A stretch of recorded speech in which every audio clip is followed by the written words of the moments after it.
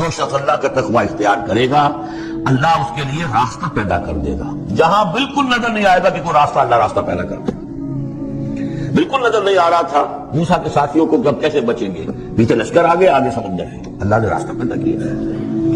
خود حضرت ابو بکر کا جو حال ہو گیا تھا کہ حضور اگر انہوں نے ذرا بھی دیکھ لیا نیچے اپنے قدموں کی طرف بھی نگاہ ڈالی تو ہم نظر آ جائیں گے. آپ نے فرمایا لا تحزن ان اللہ معنا، راستہ نکالتا اللہ. پھر حضور گئے طائف، لیکن وہاں سے خالی ہاتھ آئے. مدینے میں اللہ نے خود ہی کھڑکی کھول دی، 6 آدمی ایمان لے آئے. آپ گئے ہی نہیں اور وہاں انقلاب بھی آ گیا. عجیب. اس اعتبار سے اللہ مخرج پیدا کرتا ہے. تم صحیح طریقے پر چلتے رہو، تقوی اختیار کرو، صحیح راستے پر جد و جہد کرو. یہ کام اللہ پر چھوڑو، کب اسے منظور ہے اس کا کامیاب ہونا. جب ہوگا وہ راستہ ایسا کھولنے کا تو تمہیں گمان بھی نہیں ہوگا. وَيَرْزُقْهُ مِنْ حَيْثُ لَا يَحْتَسِبُ، اور اسے رزق دے گا وہاں سے جہاں سے اسے گمان بھی نہیں ہوا. اقامت دین کی جد و جہد ہو، غلبہ دین کی جد و جہد ہو، اپنے آپ کو اجن صلاتی و نسکی و محیایا و مماتی اس کا فیصلہ کرنا ہو تو سب سے بڑی رکاوٹ آتی کھائیں گے کیا. تو اللہ تو کہتا ہے راضی میں ہے ایمان اور یقین اس پر کر کے دیکھو تو صحیح، اس پر اعتماد تو کرو. لیکن یہ تو اس پر اعتماد کرنا توکل بڑی مشکل بات ہے. وہ تو جتنا ایمان ہوگا اتنا اعتماد ہوگا، اور گہرا ایمان ہوگا گہرا اعتماد ہوگا.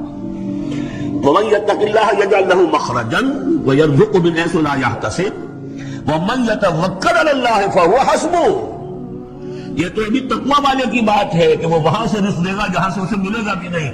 اور جس نے اللہ پر توکل کر لیا تو وہ اس کے لیے بہت کافی ہو جائے گا. توکل کر کے تو دیکھو، حسبہ وہ اس کے لیے کافی ہے. یہاں تک فرمایا ہے حدیث میں من کان فی حاجت اخیہ کان اللہ فی حاجتہ. اگر کوئی مسلمان اپنے کسی بھائی کی ضرورت پوری کرنے میں لگ رہا ہے، اپنا وقت صرف کر رہا ہے، اللہ اس کی ضرورت پوری کرنے شروع کر دیتا ہے. فکر ماں در کار ماں آزار ماں، کار ساز ماں بے فکر کار ماں. یہ فارسی شاعری کے اندر یہ دینی حقائق ہے. کار ساز ماں بے فکر کار ماں، میرا کارساز میرے کاموں کی فکر کر رہا ہے، میں نے اپنے آپ کو اس کے کام کے لیے لگا دیا. اور دنیا میں بھی ذرا سا بھی کوئی شریف انسان ہوگا آپ اس کے ہو جائیں وہ آپ کو چھوڑ دے گا. پھر شرافت ہو، مروت ہو، آپ اللہ کے بن کر تو دیکھیے. پھر وہ کارساز ہے. کارساز ماں بے فکر کار ماں، فکر ماں در کار ماں آزار ماں. جب میں اپنے معاملات کی فکر خود کرتا ہوں، کوئی نہ کوئی ٹھوکر کھاتا ہوں، کوئی نہ کوئی غلطی کرتا ہوں، آزار اپنے سر کے اوپر پیدا کر لیتا ہوں. اپنے آپ کو حوالے کرو.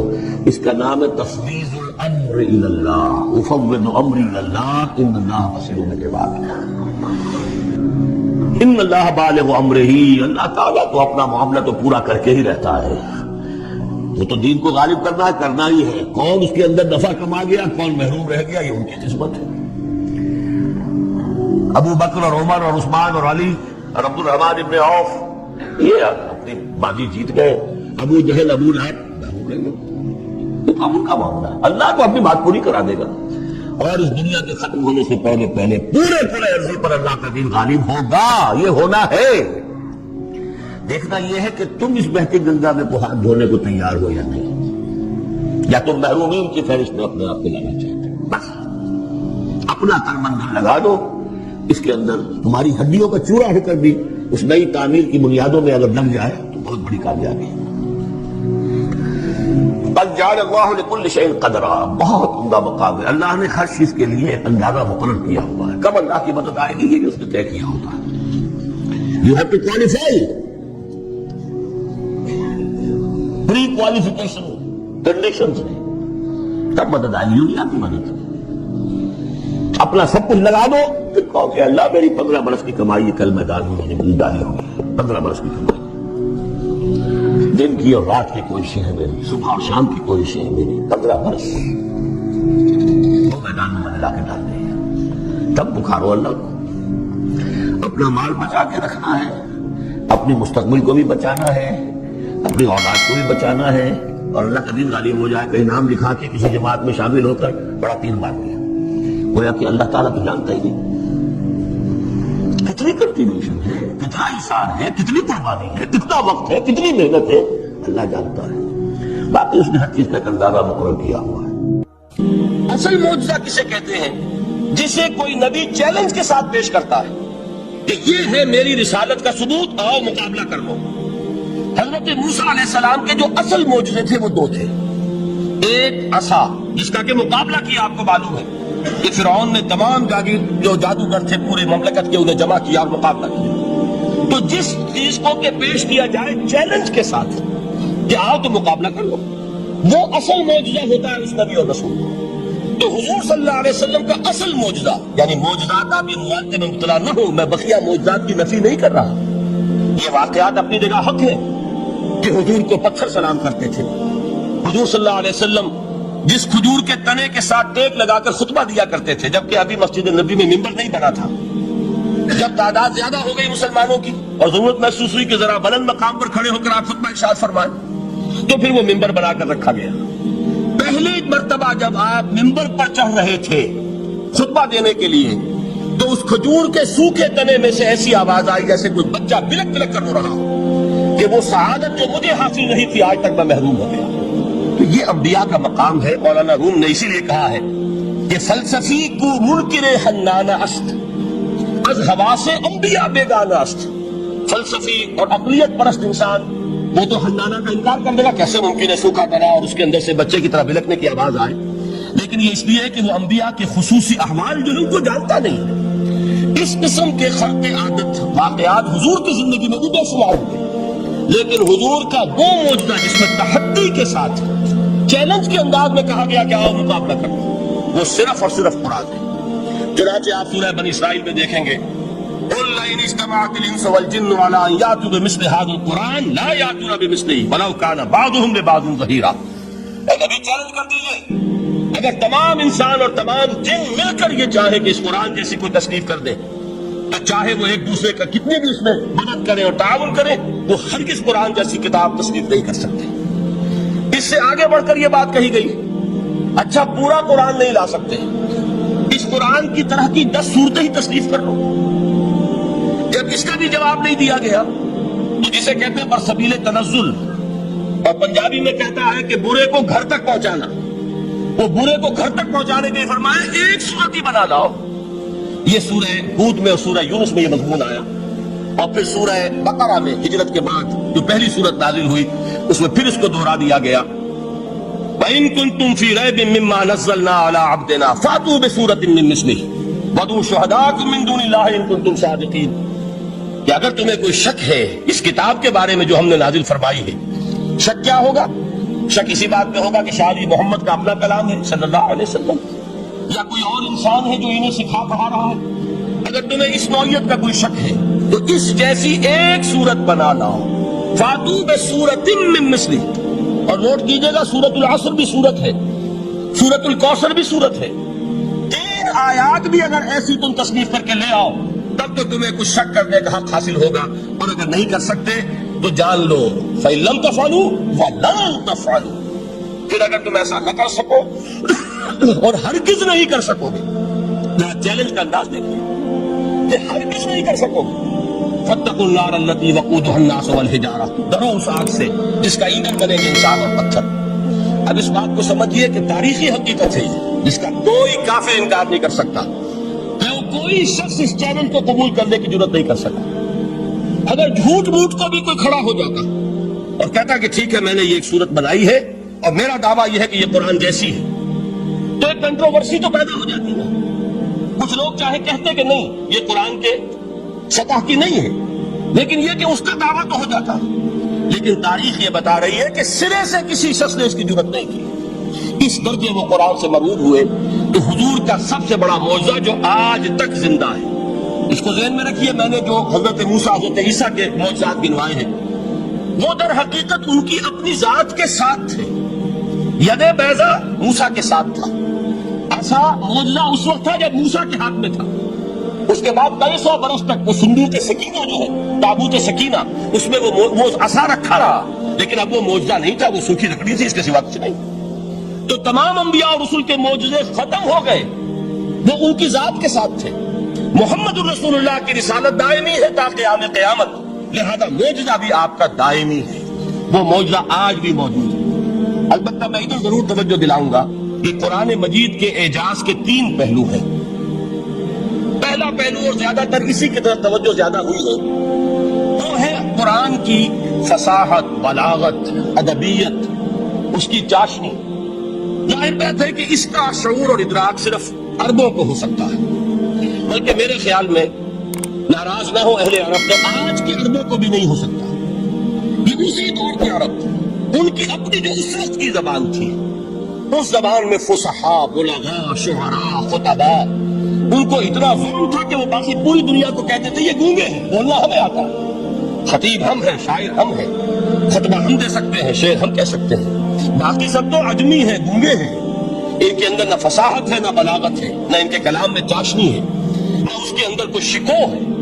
یہ دعویٰ جنہیں تھا، جب ان کے منہ بند ہو گئے قرآن کو سننے کے بعد کہ اس کلام کا کوئی مقابلہ ممکن نہیں ہے، جو ان کے سبع معلقہ کے شعراء میں سے آخری شاعر وہ ایمان لے آئے. اس کے بعد جب ان سے کہا گیا کہ اب آپ شعر نہیں کہتے، حضرت عمر نے ایک مرتبہ ان سے سوال کیا کیا بات ہے، اب آپ نے شعر کہنے چھوڑ دیے؟ تو ان کا جواب یہ تھا اب بعد القرآن، کیا اب قرآن کے بعد بھی اس کا امکان ہے کہ کوئی شخص اپنی فصاحت اور بلاغت کا کوئی اظہار کرنا چاہے؟ یہ تو فصاحت اور بلاغت کی ایک معراج ہے کہ جس تک کہ اب کسی انسان کی رسائی ممکن نہیں. تو فصاحت اور بلاغت جو ہے قرآن کی اور اس کی ادبیت، در حقیقت اس کا ادراک تو ہو سکتا ہے صرف اہل زبان کو. ہم لوگ جو ترجموں سے پڑھتے ہیں، چاہے کتنی ہی گرامر پڑھ لیں، کتنی صرف و نحو پڑھ لیں، واقعہ یہ ہے کہ وہ جو ایک ہوتا ہے لفظ پر جب انگلی آتی ہے تو جو ایک آپ کو فیل ہوتی ہے، وہ فیل ہم جو عجمی لوگ ہیں جن کی مادری زبان عربی نہیں ہے، وہ قرآن مجید کی فصاحت اور بلاغت کو اس طور سے نہیں سمجھ سکتے جیسے کہ اہل زبان سمجھ سکتے ہیں، اور خاص طور پر جیسے کہ اس زمانے کے اہل زبان نے سمجھا. آج چونکہ عربی زبان ویسے تو جو اس کی فصیح لینگویج ہے، اور چونکہ تو اپنی اصل پر قائم ہے، وہ اسی قرآن کے طفیل اور قرآن کے صدقے قائم ہے، ورنہ دنیا میں کوئی دوسری زبان نہیں ہے کہ جو 1500 برس تک اتنی پیور رہ جائے، اس میں تبدیلی آتی. خود اردو جو ہے 300 برس کی اردو، دکن کی اردو، ذرا اس کو کبھی پڑھیے تو آپ حیران ہوں گے کہ یہ اردو زبان ہے اور آج کی اردو کوئی اور ہے. یہ صرف 200-250 برس کے اندر یہ انقلاب اردو میں ہو چکا ہے. عربی زبان 1500 برس سے وہ قائم ہے اپنے اسی جگہ پر، اور وہ صرف قرآن کا اعجاز اور قرآن کا صدقہ ہے. لیکن باقی جو اصل میں بولی جانے والی زبانیں ہیں وہ بہت بدل چکی ہیں. لہذا تمام اہل عرب کے لیے بھی اب قرآن کے اس پہلو کو صحیح طور پر سمجھنا ممکن نہیں. قرآن کی جو اعجاز کے 2 پہلو ہیں، وہ ہے در حقیقت جو میری اور آپ کی توجہ کے خاص طور پر در حقیقت حقدار ہے اور ہمیں ان کی طرف توجہ کرنی چاہیے. بدقسمتی سے اس کی طرف عام طور پر علماء نے توجہ نہیں کی، اس کی صرف ادبیت ہی کا چرچا ہوتا ہے.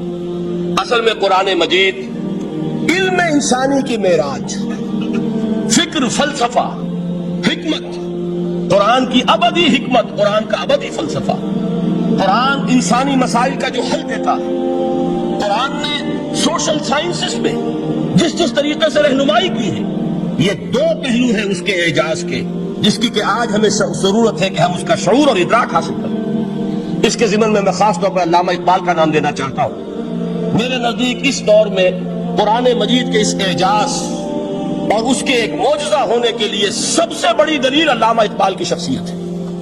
وجہ کیا ہے کہ علامہ اقبال علماء کے طبقے میں سے نہیں تھے. ظاہر بات ہے کہ جن کا پورا جو ہے جن کی زندگی گزرتی ہو قال اللہ قال رسول میں، ان کے دلوں میں عظمت قرآن کی، ان کے دلوں میں حضور کی محبت، یہ تو سمجھیے کہ ہونی ہی چاہیے. ان کے شب و روز اسی میں گزرتے ہیں. لیکن یہ کہ ایک ایسا شخص جس کی تعلیم ہے کالجوں کی، یونیورسٹیوں کی، جس میں مشرق اور مغرب کے فلسفے کھنگال ڈالے، وہ شخص، اور وہ بھی اس دور میں جبکہ ہم پر مغرب سے مروبیت بہت شدید تھی. آج تو وہ مروبیت بہت کم ہو چکی ہے. آج تو ہمارا عام نوجوان جو ہے وہ آنکھوں میں آنکھیں ڈال کر بات کرتا ہے، اس میں خود اعتمادی ہے. ہمارا بھی اپنا ایک معاشی نظام ہے، ہمارا اپنا ایک سیاسی نظام ہے، ہمارا ایک اپنا سماجی نظام ہے، ہماری اپنی سوشل ویلیوز ہیں. آج کا نوجوان الحمدللہ احیاء اسلام کی وہ جد و جہد جو ہے وہ مرحلہ در مرحلہ بہرحال آگے بڑھتی ہے. وقت لگے گا، لیکن یہ کہ اس میں یقیناً ترقی ہوئی ہے. اسی کا نظر یہ ہے کہ خود اعتمادی ہے. We have confidence. ہم جانتے ہیں کہ اسلام ایک دین ہے، مکمل دین ہے، اس کے پاس زندگی کے تمام مسائل کا حل ہے. لیکن یہ ہے آج 1985 کی بات. علامہ اقبال اس صدی کے آغاز میں گئے ہیں یورپ، جبکہ ہم محکوم تھے انگریز کے، ایک حاکم قوم کے ہاں جا کر، اس سے مروبیت کتنی شدید اس وقت تھی، جو جاتا تھا اکثر و بیشتر جو ہے واپس آتا تھا تو کھڑے ہو کر پیشاب کرنا ضروری سمجھتا تھا، اس لیے کہ اس نے وہاں پر لوگوں کو یہی کرتے دیکھا۔ ان کا لباس، ان کی وضع قضا، ان کی تہذیب، ان کا تمدن، ہر طرح سے ان کے گن گاتا ہوا، ان کے لیے وہ بہت قصیدے جو ہے تعریف کے کہتا ہوا آتا تھا۔ لیکن ایک علامہ اقبال کی شخصیت وہ ہے کہ وہ یہ خود کہتے ہیں کہ میں اس آگ میں ڈالا گیا ہوں مثل خلیل، مغربی تہذیب کے اس الاؤ میں مجھے اس طرح ڈالا اللہ نے جیسے کہ حضرت ابراہیم کو آگ میں ڈلوایا۔ میں اس تہذیب کے اس الاؤ کے اندر سے ہو کر آ رہا ہوں، اور میں نے یہ دیکھ لیا کہ یہ تہذیب کھوکھلی ہے، اس کے اندر کوئی پائیداری نہیں ہے، نظر کو خیرہ کرتی ہے چمک تہذیب حاضر کی، یہ صناعی مگر جھوٹے نگوں کی ریزہ کاری ہے۔ اور دیار مغرب کے رہنے والوں، خدا کی بستی دکان نہیں ہے، کھڑا جسے تم سمجھ رہے ہو وہ اب ذرے کا معیار ہوگا۔ تمہاری تہذیب اپنے خنجر سے آپ ہی خودکشی کرے گی، جو شاخ نازک پہ آشیانہ بنے گا ناپائیدار ہوگا۔ اب آپ اندازہ کیجئے وہ شخص جو بنیادی طور پر فلسفی ہے، فلسفے کا طالب علم، جو جرمنی اور انگلستان میں جا کر فلسفے کھنگالنے کے بعد اسے اگر تسکین حاصل ہوئی، اس کی جو علم کی پیاس تھی اگر اسے سیری حاصل ہوئی تو صرف قرآن کے ذریعے سے، نہ کہیں جہاں میں اما ملی، جو اما ملی تو کہاں ملی میرے جرم خانہ خراب کو تیرے عفو بندہ نواز میں۔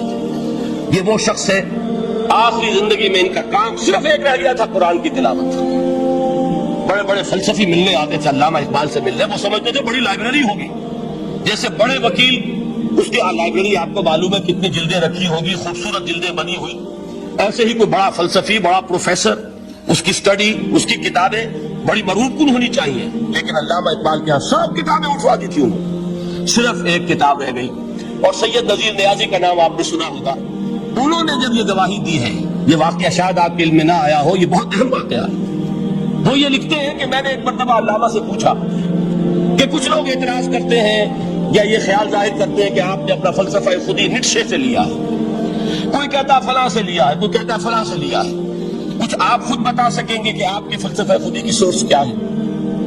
کہ علامہ نے کہا کہ اچھا کل فلاں وقت آ جانا تو میں تمہیں لکھوا دوں گا، ڈکٹیٹ کرا دوں گا۔ سید نذیر نیازی کہتے ہیں کہ میں بہت خوش ہوا کہ یہ سعادت میرے حصے میں آ رہی ہے کہ علامہ اقبال خود مجھے تحریر کرائیں گے کہ میرے فلسفے کی سورس کیا ہے، میں نے کہاں سے اخذ کیا ہے۔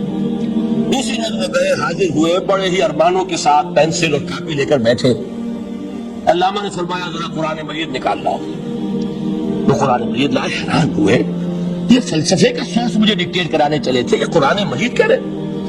کہا کہ ذرا سورۃ الحشر اس کا آخری رکوع، وَلَا تَكُونُوا كَالَّذِينَ نَسُوا اللَّهَ فَأَنسَاهُمْ أَنفُسَهُمْ أُولَٰئِكَ هُمُ الْفَاسِقُونَ۔ اے لوگوں، ان لوگوں کے مانند نہ ہو جانا جنہوں نے اللہ کو بھلا دیا تو اللہ نے انہیں اپنی خودی سے غافل کر دیا، اپنے آپ سے بیگانہ بنا دیا، یہی ہے لوگ جو فاسق ہیں۔ علامہ نے کہا میرے فلسفے کی سورس یہ میں آپ کو بتانا چاہتا ہوں۔ اس معنی میں کہتا ہوں کہ اس دور میں علامہ اقبال کی شخصیت کو میں اعجاز قرآن کا سب سے بڑا مظہر سمجھتا ہوں۔ ایک شخص 20ویں صدی کا، 20ویں صدی عیسوی کی شخصیت، اور پھر یہ کہ وہ کسی مسجد اور کسی مدرسے کے ماحول میں پلا بڑھا نہیں ہے، بلکہ اسکولوں اور کالجوں میں اور یونیورسٹیوں میں، اور صرف ہندوستان میں نہیں، انگلستان اور جرمنی کی یونیورسٹیوں میں رہا، جس نے اپنا لوہا منوایا ہے۔ وہ شخص اگر یہ کہتا ہے کہ میرے لیے فکر کی بنیاد، میرے فلسفے کی سورس، میری تمام سوچ کی رہنمائی جو ہے وہ اس کتاب نے کی ہے، تو معلوم ہوا کہ واقعتاً یہ قرآن مجید آج بھی معجزہ ہے۔ یہ بات تو ہوئی فلسفے اور فکر کے اعتبار سے۔ دوسرا پہلو جو اپلائیڈ پہلو ہے اس دور کے اعتبار سے وہ اہم تر ہو گیا ہے۔ انسان کے لیے جو پیچیدہ تمدنی مسائل ہیں، سیاسی مسائل کو کیسے حل کیا جائے، معاشی مسائل کا حل کیسے ہو، سماج میں توازن کیسے ہو، مرد اور عورت کے درمیان توازن کیسے ہو۔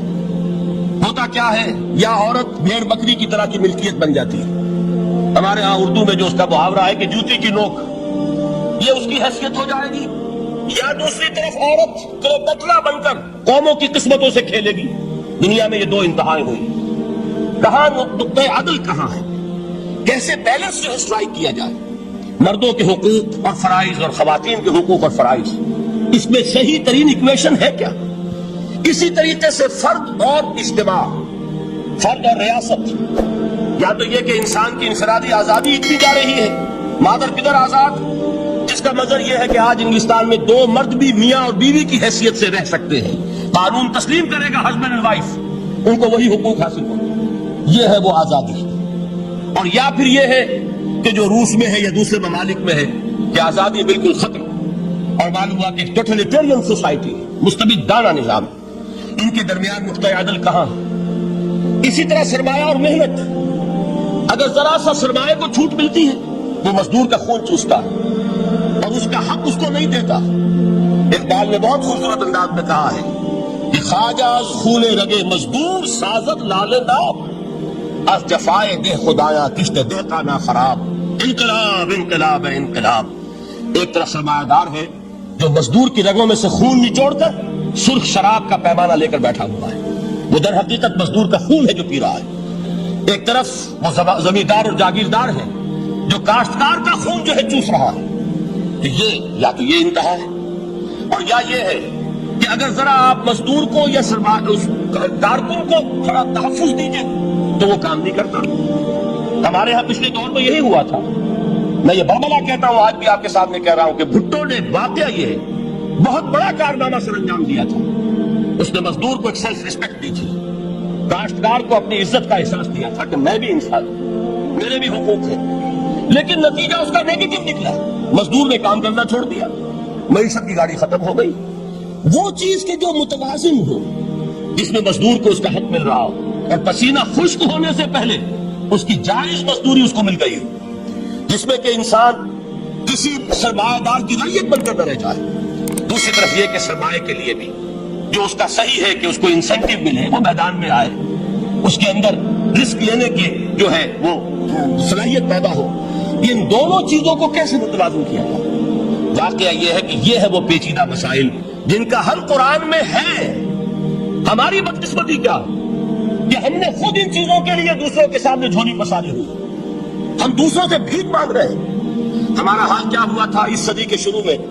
مصطفیٰ کمال پاشا نے جب ترکی میں اسلام کے آئینی قوانین بھی منسوخ کیے، نوٹ کیجئے اس کو، یہ اسی صدی کے وہ صدمے ہیں جو ہم نے اٹھائے ہوئے ہیں۔ اور گاہے گاہے بادشاہ یہ قصہ پاری نہ رہا، دادا خواہی داغ تنگ داغ ہائے سی نہ رہا۔ اس صدی میں کیا نہیں ہوا؟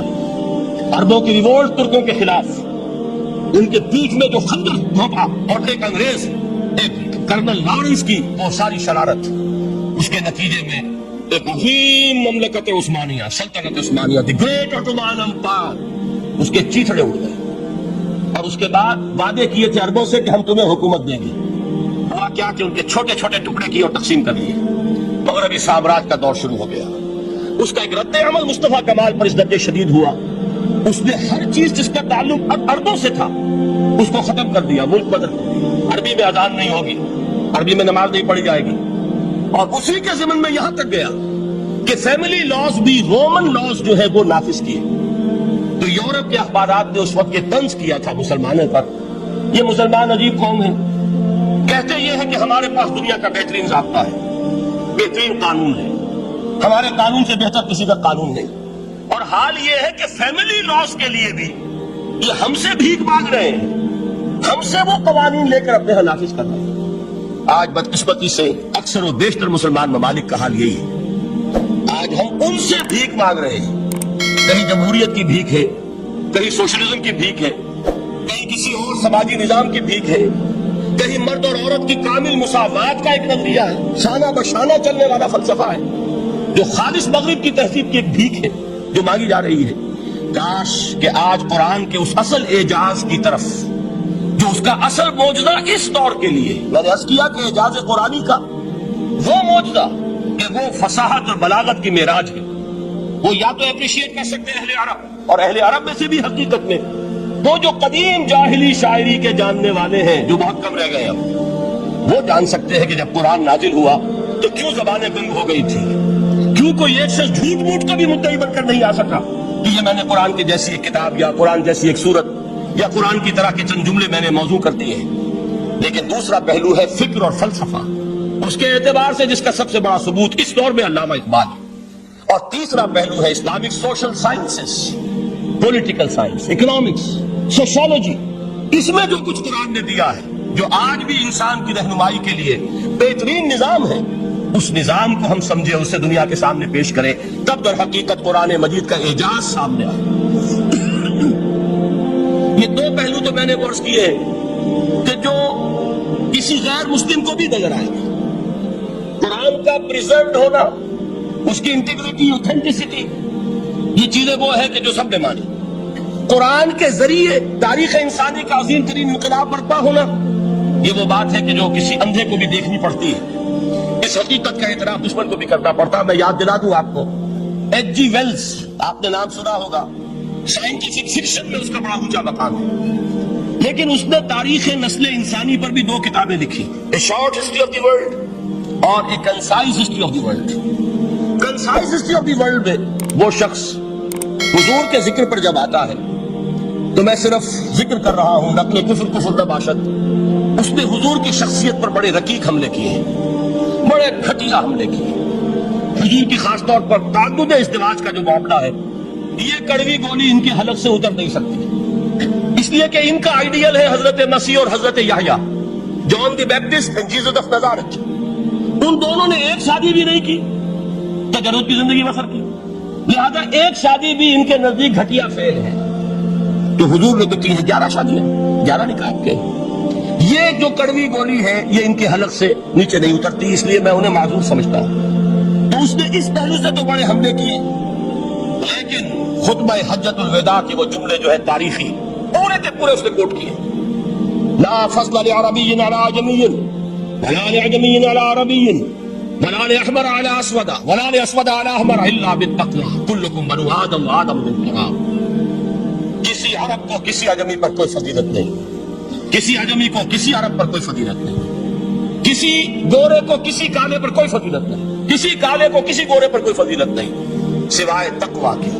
तुम सब के सब आदम की औलाद हो और आदम मिट्टी से बनाए गए थे। ये अल्फाज लिखकर कहता है कि जहां तक human fraternity, equality and freedom, तीन अल्फाज नोट कीजिए, इंसानी हुर्रियत, इंसानी मुसावात, इंसानी अखुवत, कहता है जहां तक इन तीन चीजों के वाज है, सरमन्स का ताल्लुक है, वो तो दुनिया में पहले भी बहुत कहे गए। ईसाई होने के बावजूद खास तौर पर नाम लेता है जीसस ऑफ नज़ारेथ।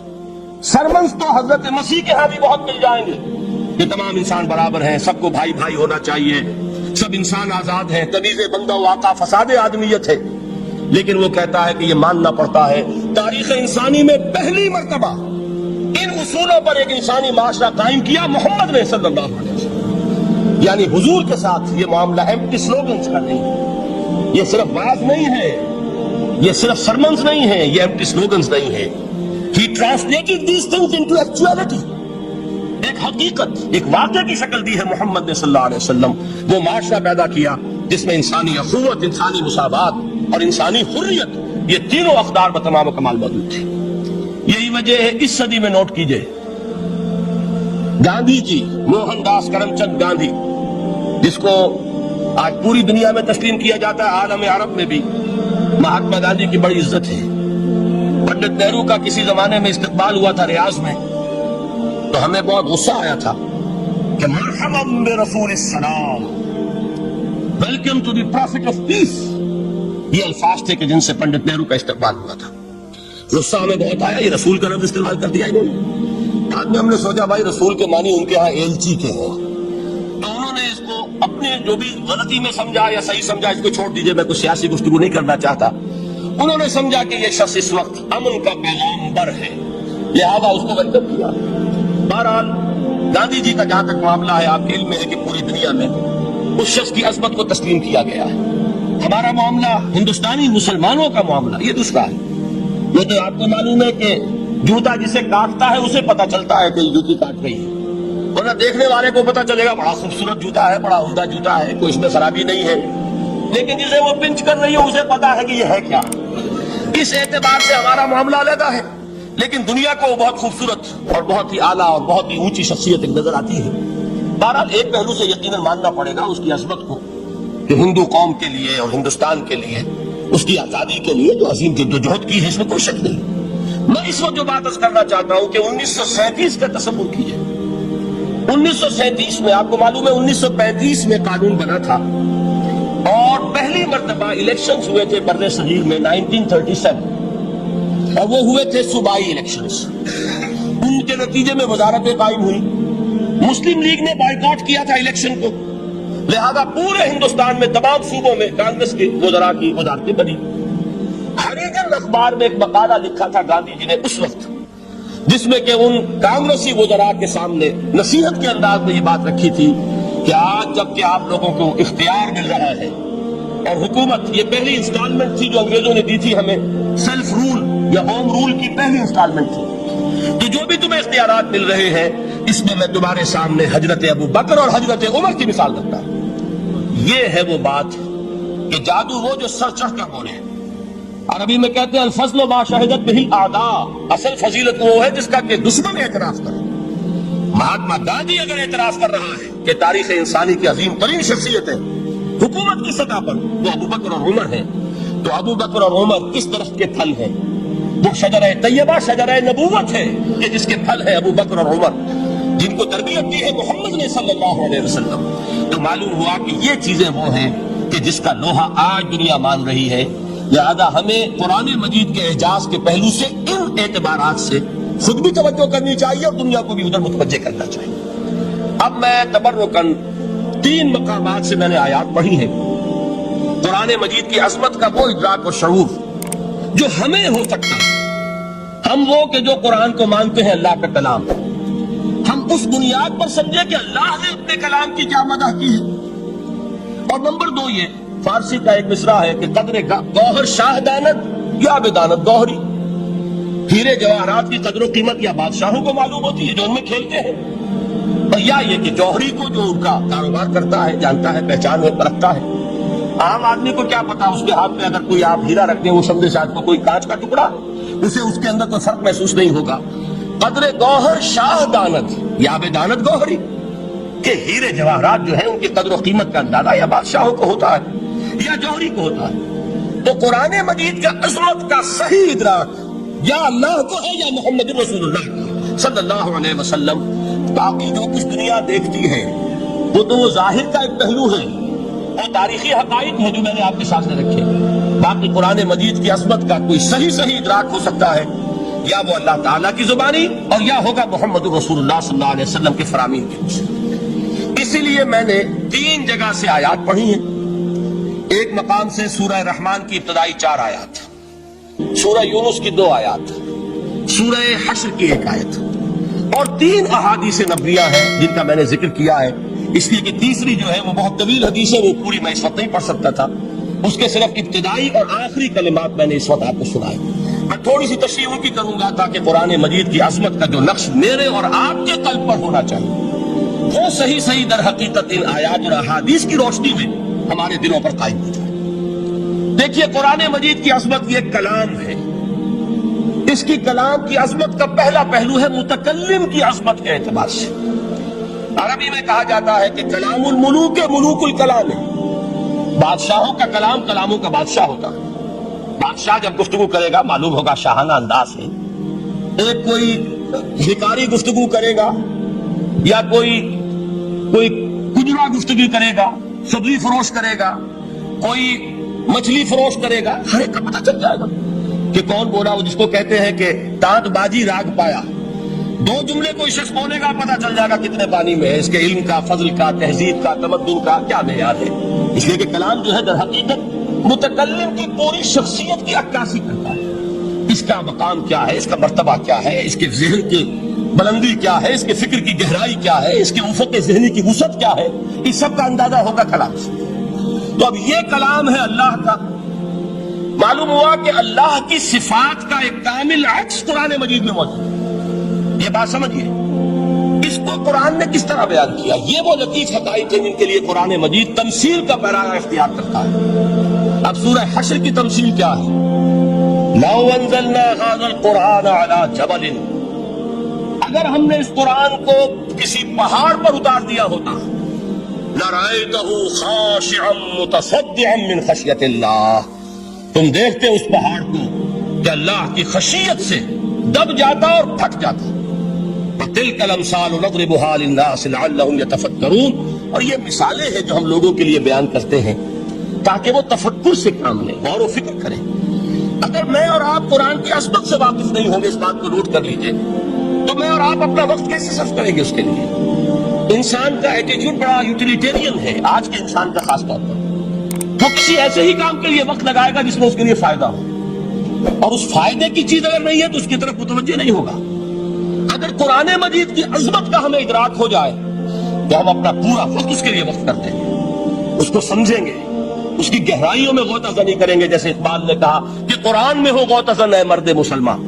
لیکن اگر یہ کہ اس کی عظمت کا ادراک نہ ہوا تو بس یہ کہ کبھی اتفاق ہو گیا کہ کھول لیا اور اس کو پڑھ لیا، پڑھ بھی لیا بغیر سمجھے، اور اس کا ثواب کسی اور کو پہنچا دیا. وہ آج حصول ثواب بھی نہیں رہا، ایصال ثواب ہی رہ گیا. ورنہ یہ کہ بہرحال علامہ اقبال نے جو اس پر پھپتی چست کی ہے کہ بہایا تشترا کارے جزی نیست کہ از یاسی نے وہ آسا بمیری. اس قرآن کی عظیم آیات سے اے مسلمان آج تیرا سروکار صرف اتنا رہ گیا ہے کہ کوئی شخص مر رہا ہو، عالم نزا میں ہو، تو اس کو یاسین سنا کر اس کی جان جلدی سے نکال دے، آسانی سے نکل جائے. بس یہ سروکار رہ گیا. میں یہ نہیں کہتا کہ نہ پڑھی جائے، حضور نے فرمایا ہے پڑھنی چاہیے، لیکن صرف یہ نہیں ہے اس کا مصرف. یہ تو انسانی زندگی کی رہنما کتاب بن کر نازل ہوئی ہے. اس کے اوپر اس اعتبار سے توجہ تم نہیں کر رہے ہو، بلکہ تمہاری اس کے ساتھ جو ہے دلچسپی صرف اتنی رہ گئی ہے.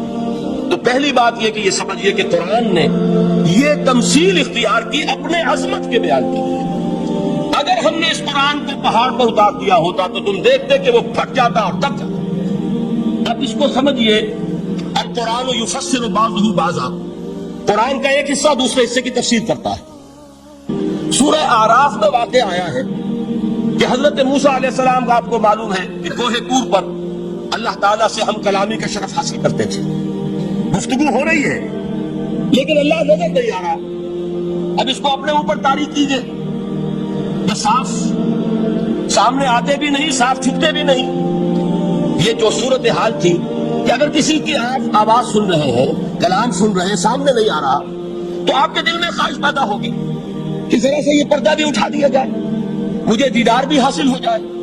لہذا سورہ اعراف میں ہے جب کئی بار یہ شرف ہم کلامی حاصل ہوا اللہ سے، تو حضرت موسیٰ علیہ السلام نے بڑی ہمت سے کام لیا، بڑی جرت کی درخواست کر دی، رب ارنی انظر الیک. یہ جو پردہ بیچ میں حائل کیا ہوا ہے، پروردگار تو میرا شوق دیکھ، میرا اشتیاق دیکھ، تو مجھے ذرا دیدار بھی عطا ہو جائے. اس پر کیا بات کہی گئی؟ لن ترانی، موسیٰ تم مجھے ہرگز نہیں دیکھ سکتے، تم اس جسد ظاہری کے ساتھ، اس جسد مادی کے ساتھ، ان عنصری آنکھوں سے میرا دیدار نہیں کر سکتے. ولیکن انظر الی الجبل، دیکھو ہم تمہیں ایک مثال دیے دیتے، ذرا اس پہاڑ کی طرف دیکھو، ہم اپنی ایک تجلی اس پر ڈالیں گے. فإن استقر مکانہ فسوف ترانی، اگر وہ پہاڑ ہماری تجلی کو جھیل جائے، تحمل کر لے، تو تم بھی سوچنا کہ شاید ہمیں دیکھ سکو. اس کے بعد ہوا کیا؟ فلما تجلی ربہ للجبل جعلہ دکا وخر موسیٰ صعقا. جب اللہ تعالیٰ نے پہاڑ پر اپنی ایک تجلی ڈالی تو پہاڑ جو ہے پھٹ گئے، اور موسیٰ، اب دیکھیے براہ راست تجلی موسیٰ پر نہیں ہے، یہ انڈائریکٹ مشاہدہ ہے تجلی ربانی کا کہ جو پہاڑ پر ہوئی ہے، اور پہاڑ کی جو کیفیت ہوئی ہے اس کے مشاہدے سے حضرت موسیٰ بے ہوش ہو کر گئے. فصعق موسیٰ خر موسیٰ صعقا. یہ ہے وہ مثال جو یہاں دی ہے قرآن کے لیے. لو انزلنا هذا القرآن على جبل لرأيته خاشعا متصدعا من خشية الله. نتیجہ کیا نکلا؟ انفر کیجئے، استدلال، استنتاج. نتیجہ یہ نکلا کہ جو تاثیر تجلی ذات ربانی کی ہے وہی تاثیر کلام ربانی کی ہے. صرف یہ ہے کہ ہمیں اس کا شعور نہیں، ہمیں اس کا ادراک نہیں. یہ بالکل ذات کی تجلی کی جو تاثیر تھی وہی قرآن خود بیان کر رہا ہے کہ اس کلام ربانی کی. اس کو بھی علامہ اقبال نے خوب کہا ہے، فاش گویم آنچ در دل مزمرست، صاف کہہ دیتا ہوں جو کچھ میرے دل میں ہے. یہ کتابیں نہیں، چیزیں دیگر است. اسے کتاب نہ سمجھ بیٹھنا قرآن کو، یہ کتاب نہیں ہے، کچھ اور ہے. کچھ اور کیا ہے؟ مثل حق پنہاؤ ہم پیداستو، زندہ پائندہ گویاستو. یہ تو جیسے اللہ تعالیٰ کی ذات ہے، مثل حق، ذات حق سبحانہ و تعالیٰ کی طرح یہ زندہ ہے، پائندہ ہے. مثل حق، پائندہ و گویاستو، یہ جو ہے زندہ ہے، یہ متکلم ہے، کلام نہیں ہے. کل صفات ربانیہ جو ہے ظاہر اور باطن، مثل حق بنہا، ظاہر و بنہا، اور حی و قیوم جیسے اللہ کی ذات ہے، وہی صفات اس کلام کی ہے. اور اس کے بعد وہ شعر آیا تھا جو میں پہلے سنا چکا ہوں، چوں بجاں دررفت جاں دیگر شود. جب یہ قرآن کسی انسان کے اندر سرایت کر جاتا ہے، اس کے دل پر نازل ہوتا ہے. دیکھیے یہ الفاظ آپ کو کہیں اور نہیں ملیں گے. میرے نزدیک جہاں علامہ اقبال اس دور میں قرآن کی عظمت کا سب سے بڑا ثبوت ہے، وہاں عظمت قرآنی کے سب سے زیادہ واقف اور اس کا سب سے زیادہ شعور رکھنے والے بھی علامہ اقبال. یہ الفاظ آپ کو کہیں نہیں مل سکیں گے کہ مثل حق بنہاؤ ہم پیداشتو، زندہ و پائندہ و گویاستو، چوں بجاں دررفت جہاں دیگر شود، جہاں چو دیگر شد جہاں دیگر شود. جب یہ انسانوں کے اندر سرایت کر جاتا ہے، ان کے اندر ایک انقلاب آ جاتا ہے، اور یہ اندر کا انقلاب ہے جو ایک عالمی انقلاب کا پیش خیمہ بنتا ہے. آپ آرڈیننس کے ذریعے سے نمازیں پڑھوائیں گے تو پھر نماز وہی پڑھی جائے گی جو آفس ٹائم میں آئے گی. باقی اور کیوں پڑھیں گے؟ وہ تو آرڈیننس کے ذریعے سے پڑھائی جا رہی ہے. اس کا حشر تو وہ ہوگا جو ہمارے ہاں دیکھا جا چکا ہے. اور اس وقت اس زمانے میں میں نے یہ سنا ایک جگہ کہ کلاس 4 امپلائیز جو ہے، وہ شروع میں جب آرڈیننس نافذ ہوا تھا ہمارے ہاں، تو دفتروں میں بڑا اہتمام ہوا، آفیسرز نے خاص طور پر بڑے اہتمام سے ظہر کی نماز پڑھنی شروع کی. لیکن مجھے بتایا گیا کہ کلاس 4 امپلائیز جو ہیں ہمارے، یہ ڈرائیورز ہیں، پی-اینز ہیں، یہ کھڑے ہنستے رہتے ہیں، شریک نہیں ہوتے. میں نے ان سے کہا وہ اس لیے کہ انہیں معلوم ہے کہ آپ بھی تو یہی پڑھ رہے ہیں صرف نماز. باقی آپ کے ڈرائیور سے اور آپ کے خانسامہ سے یہ بات چھپی ہوئی نہیں ہے کہ اصل آپ نے بھی نہیں پڑھنی، یہ صرف زور ہے جو آپ پڑھ رہے ہیں. تو یہ اصل میں اندر کا انقلاب جب تک نہ آئے، باہر کا ٹھوسا ہوا انقلاب، وہ تو جب پریشر ہٹ جائے گا تبدیلی ختم ہو جائے گا. چوں بجاں دررفت جہاں دیگر شود، اندر انقلاب آئے. جب اندر تبدیلی ہو جائے گی، اب انسان کا پورا وجود بدلے گا. پھر اس کے اندر سے تبدیلی جو ہے وہ ابھرے گی، اسے کسی خارجی دباؤ کی ضرورت نہیں ہوگی. جہاں جو دیگر شد جہاں دیگر شود. اور جب انسانی شخصیتوں کے اندر یہ انقلاب اندر سے آتا ہے تو پھر وہ عالمی انقلاب بنتا ہے. جیسے کہ محمد رسول اللہ کا انقلاب. واقعہ یہ ہے کہ اگر جوش کانسپیریسی، عبداللہ ابن سبا کی سازش اگر کامیاب نہ ہو گئی ہوتی اور مسلمانوں کے اندر آپس کا اختلاف اور سٹ پھٹیول نہ ہو جاتا، جو حضرت عثمان کی شہادت، پھر حضرت علی کی شہادت رضی اللہ تعالی عنہما، اور حضرت علی کی دوران خلافت یہ آپس کے جو جنگیں ہوئی، جنگ جمل، جنگ صفین، جنگ نہروان، اگر یہ نہ ہوئی ہوتی تو جس سپیڈ کے ساتھ اور رفتار کے ساتھ انقلاب محمدی کی توسیع ہو رہی تھی علی صاحب الصلاۃ والسلام، کوئی طاقت دنیا میں نہیں تھی. اقبال نے اس کا بھی نقشہ کھینچا ہے کہ تھمتا نہ تھا کسی سے سیل رواں ہمارا. وہ سیل رواں تھا، کوئی روکنے والا نہیں تھا. انٹرنل سیبوٹاج وہ ہے کہ جس نے اس انقلاب کا راستہ روکا ہے. تو واقعہ یہ ہے کہ وہ اندرونی انقلاب حضور نے برپا کیا قرآن کے ذریعے صحابہ میں. اندر سے جو انقلاب تھا اس نے عرب میں ایک انقلاب کی شکل اختیار کی. اور یہ انقلاب جو ہے اتنی اپنے اندر قوت رکھتا تھا، اتنی پوٹینشیلٹی تھی اس کی کہ وہ 20 برس کے اندر کہاں آکسس دریائے جیہون، کہاں اٹلانٹک، تصور تو کیے تاریخ میں اس سے پہلے اتنی بڑی کوئی مملکت قائم ہوئی نہیں. کہاں یمن اور کہاں ایشیائی کوچک، ایشیا مائنر ٹرکی، یہاں سے وہاں اور وہاں سے یہاں، اتنی عظیم مملکت حضرت عثمان رضی اللہ تعالیٰ عنہ کے خلافت میں ہو چکی تھی. یہ بات اگر یہ چلتا معاملہ آگے تو کوئی قوت اب نہیں رہی تھی. سلطنت روما ختم ہو چکی تھی، سلطنت کسرا ختم ہو چکی تھی، پرختے اڑ گئے تھے. اب کون سی طاقت رہ گئی تھی جو سیلاب کا راستہ روکتی؟ یہ وہ یہودی سازش ہے جس نے اندر سے سبوٹاج کیا. بہرحال یہ ہے انقلاب محمدی کا طریقہ، اندر سے تبدیلی. اسی کو علامہ اقبال نے کہا ہے، تیرے ضمیر پہ جب تک نہ ہو نزول کتاب، گرہ کشا ہے نہ رازی نہ صاحب کشاف. یہ قرآن اب بھی تم ایسے محسوس کرو کہ جیسے تمہارے دل پر نازل ہو رہا ہے. اور مجھے یاد آیا امام ابن قیم رحمۃ اللہ علیہ، ان کا ایک بڑا پیارا جملہ ہے. وہ کہتے ہیں قرآن کے بعض پڑھنے والے ایسے ہیں کہ جب وہ قرآن کو پڑھتے ہیں تو یوں محسوس کرتے ہیں کہ قرآن مصحف میں لکھا ہوا نہیں ہے، ان کے اپنے دل کے اوپر کندہ ہے، دل کے اوپر سے پڑھ رہے ہیں. یعنی اتنی کامل مطابقت وہ محسوس کرتے ہیں، اپنی فطرت، ہیومن نیچر اور قرآن کے اندر اتنی مطابقت ہے.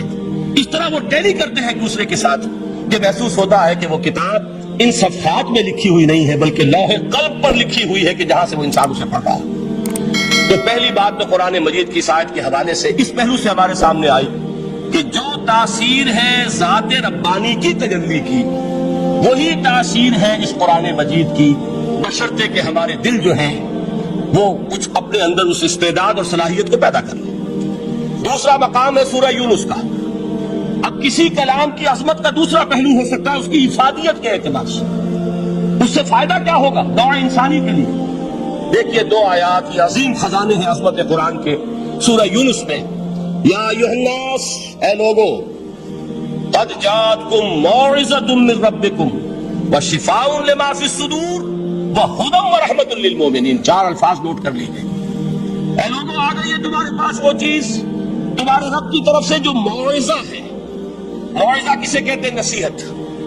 اس بات کو ذرا سمجھ لیجیے ترتیب کیا ہے۔ نصیحت اسے کہتے ہیں، جی رہا نہیں جا رہا، میں نے اس کی ترتیب بدلی ہوئی ہے۔ مجھے یاد دلایا ایک صاحب نے کہ سورہ رحمان کی ابتدائی آیات کا بیان تو رہ گیا، وہ رہا نہیں، میں نے پڑھا کسی اور ترتیب سے تھا، بیان کسی اور ترتیب سے کر رہا ہوں۔ پڑھنے میں 4، 2 اور 1، اور اب جو میں بیان کر رہا ہوں پہلے 1 آیت سورہ حشر کی جو بیان کی، اب 2 آیات ہیں سورہ یونس کی۔ لوگوں، تمہارے پاس آ گئی ہے تمہارے رب کی طرف سے موعظت، اور تمہارے سینوں کے اندر جو روگ ہیں ان کے لیے علاج۔ توجہ کیجیے گا، ہم نے قرآن کو کیا سمجھا ہے؟ صرف ایک مقدس کتاب، ایک حصول ثواب یا ایصال ثواب کا آلہ۔ قرآن ہے کیا؟ نمبر 1 موعظہ۔ موعظہ کسے کہتے ہیں؟ واعظ اسے کہتے ہیں وہ بات جس سے دل نرم ہو جائے، دل کے اندر گداز پیدا کرنے والی شے۔ وجہ کیا ہے؟ اعلیٰ سے اعلیٰ حکیمانہ بات کسی سے کہی جائے، دل سخت ہے، اثر نہیں ہوگا، ایک کرسٹ آ جاتا ہے انسان کے دل کے اوپر، جیسے کہ یہود کے علماء کے بارے میں فرمایا گیا، ثم قست قلوبکم فہی کالحجارۃ او اشد قسوۃ وان من الحجارۃ لما يتفجر منه الانہار وان منها لما يهبط من خشیۃ اللہ وان منها لما يشقق فيخرج منه الماء۔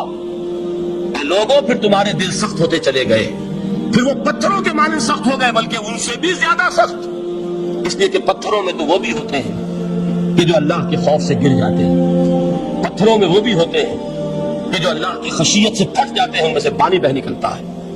پتھر تو اس طرح کے ہیں، لیکن انسان کا دل جب سخت ہو جائے، جب پتھر بن جائے، تو کوئی شے دنیا کی اس کی سختی کا مقابلہ نہیں کر سکتی۔ پہلے اس سختی کو نرم کریں گے، جیسے زمین ہے چٹیل زمین، اس زمین کے اندر ہل چلے گا تو بارش جو ہے فائدہ دے گی، اس کو آپ زمین کو نرم کرتے ہیں تاکہ وہ بارش کو جذب کرے، ورنہ چٹیل زمین ہے سخت، وہ پانی بہ رہا ہے، بہ جائے گا اور وہ زمین کا جذب نہیں ہوگا۔ تو پہلا لفظ استعمال کیا موعظہ، یہ قرآن واعظ ہے، نصیحت ہے، دلوں کو نرم کرتا ہے، دلوں پر جو گرفت آ گیا ہے سخت اسے توڑتا ہے، اس میں ہل چلاتا ہے۔ پھر کیا کرتا ہے؟ پھر جب یہ جذب ہوتا ہے، شفاء لما فی الصدور، جو سینے کے روگ ہیں ان کے لیے شفا ہے۔ اب آپ غور کیجئے گا، علامہ اقبال نے انہی 2 اعتبارات سے مسلمانوں کا مرثیہ کہا ہے کہ مسلمانوں نے اس قرآن کو نہ موعظہ کے لیے استعمال کیا اور نہ تزکیہ نفس کے لیے استعمال کیا، بلکہ اس کو تو صرف بنا لیا ہے وہ جان آسانی سے نکالنے کا نسخہ یا ایصال ثواب کا آلہ۔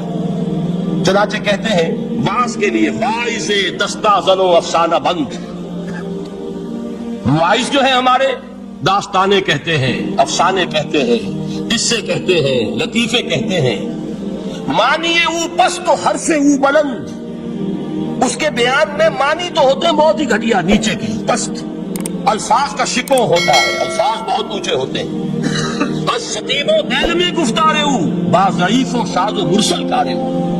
سارا واضح و نصیحت جو ہو رہا ہے وہ ضعیف حدیثوں کے ذریعے سے، ضعیف روایات بخاری کی ہو، مسلم کی ہو، ترمذی کی ہو، ابن ماجہ کی ہو، کہاں خطیب بغدادی اور دیلمی وہ کتابیں کہ جن کی کوئی سند نہیں ہے، وہاں کی روایات کے ذریعے سے لوگوں کو تذکیر کرنے کی کوشش کر رہے ہیں۔ با ضعیف و شاذ و مرسل کارے ہو، ضعیف روایات، شاذ روایات، مرسل روایات جن کا سلسلہ روایت محمد الرسول اللہ تک متصل نہیں ہے، اس کے ذریعے سے کر رہے ہیں۔ حالانکہ موعظہ، سب سے بڑا موعظہ یہ قرآن تھا۔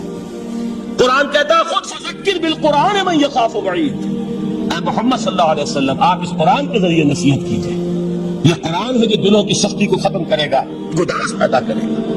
دوسری طرف علامہ اقبال کیا کہتے ہیں کہ جہاں تک ہمارے ہاں جو بھی تصوف کے معروف حلقے ہیں، صوفیاء حق کی بات نہیں کر رہا، وہاں قوالی ہو رہی ہوگی تو حال آ جائے گا.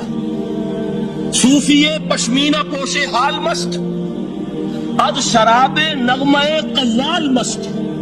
قوال سے جو کچھ مل رہا ہے، حال آ رہا ہے، مستی آ رہی ہے، کیف اور سرور حاصل ہو گیا ہے. صوفی پشمینہ پوش حال مست، از شراب نغمہ قوال مست. لیکن یہ کہ اس کی محفل میں درنمی سعادت بقرآن محفلش، اس کی محفل میں قرآن کا کہیں گزر نہیں ہے. جبکہ محمد رسول اللہ صلی اللہ علیہ وسلم کی بھی ایک محفل ہوتی تھی، محفل سما. وہ محفل سما کیا تھی؟ حضور صحابہ سے فرمائش کر کر کے قرآن سنتے تھے. حضرت عبداللہ ابن مسعود رضی اللہ تعالیٰ عنہ کی روایت موجود ہے کہ مجھے ایک مرتبہ حکم دیا حضور نے کہ قرآن سناؤ. میں نے عرض کیا حضور آپ کو سناؤں؟ آپ پر تو نازل ہوا ہے. تو حضور نے فرمایا نہیں، مجھے کسی اور سے سن کر کچھ اور لطف حاصل ہوتا ہے.